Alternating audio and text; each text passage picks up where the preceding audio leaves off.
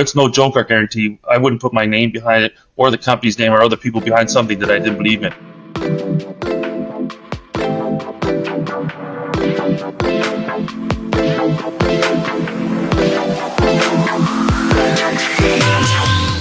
Hey everyone, I'm Claudia and this is Social Questions by Top Choice Awards. Today we're here with Tony Romanelli, President at RCC Waterproofing, GTA's top choice waterproofing services of 2025. So glad to have you on the show again, Tony. Oh, it's great to be here. Many homeowners don't realize the risk of water damage until it's too late. What proactive tips do you recommend for prevention? It's just more about knowing your home or finding information about when something has been done to the home. Most homes have never been waterproof. Maybe some parts of it have if you bought it from someone else. But it's just being preventative, and having a sealed foundation is just like having a roof. People will look at a roof, they say, oh, I need to do my roof.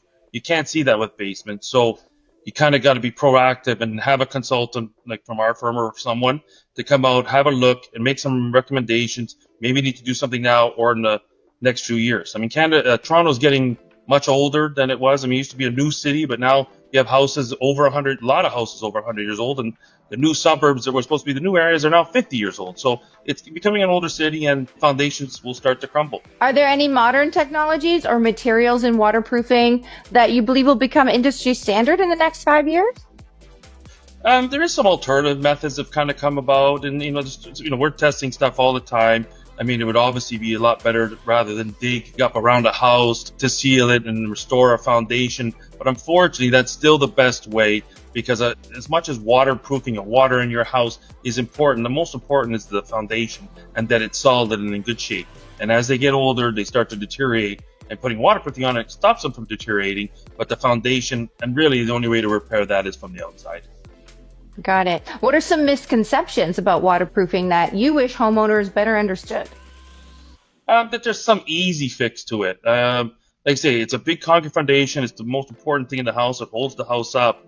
But some people think you can buy a patch at a local hardware store, or there's other injections or made up services and programs that just kind of come and go and fail because it's a cheap answer and it may work for a month or 2 months or something. But there's no long-term solution, unfortunately, doing something from the inside or cheap repairs. It's a very expensive process. So what's one waterproofing mistake that you commonly see DIYers make that ends up costing them like a fortune in the long run?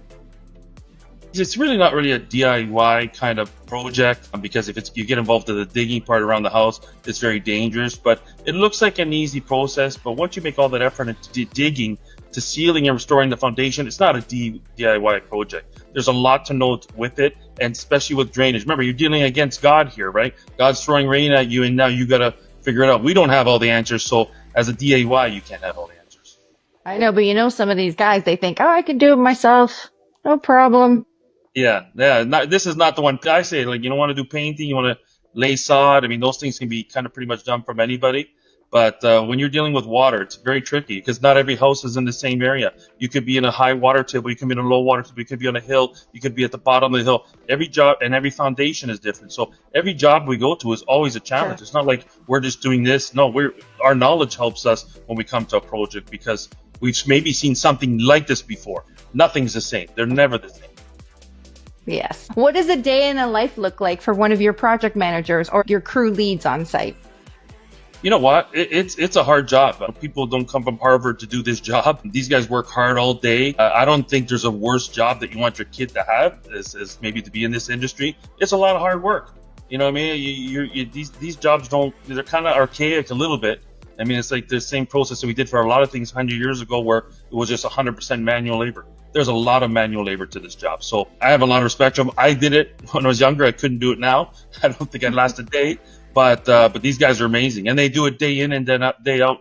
And I say real men dig ditches. Not that a woman can't do it, but it's a tough job. It's a tough job. I've never had even women apply for the job, and I'd hire anyone to do it anytime. Well, what neighborhoods or property types in the GTA tend to need waterproofing the most, and why?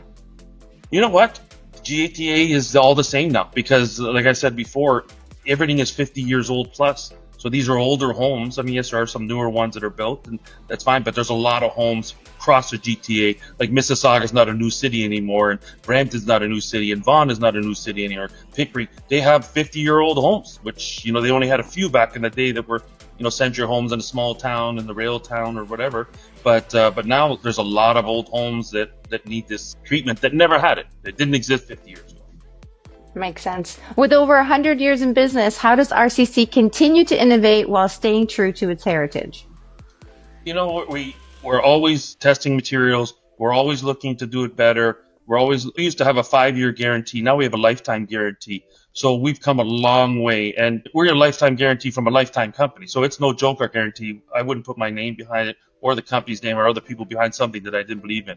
Our products are commercial grade. Everything we do is high end, above and beyond what is basic need for a residential home. Got it. Well, thank you again so much, Tony. Awesome seeing you again. What would you like to say to your Top Choice Award voters? And I think the biggest thing is thank you that they recognize the quality and the effort that my staff puts in and how much care they really do. I mean, we have people here, a lot of them here over 30, 40 years. So definitely a thank you that they see when we win these type of awards, that people acknowledge that, because we don't really get that. We're not a sexy business where we paint and the house looks fantastic after we're done. We just solved the problem. So to get awards like this kind of gives a little gratification of saying, thank you for doing a good job. So we really appreciate positive customer feedback. Amazing. Well, thank you again for being here today. And this has been another episode of Social Questions.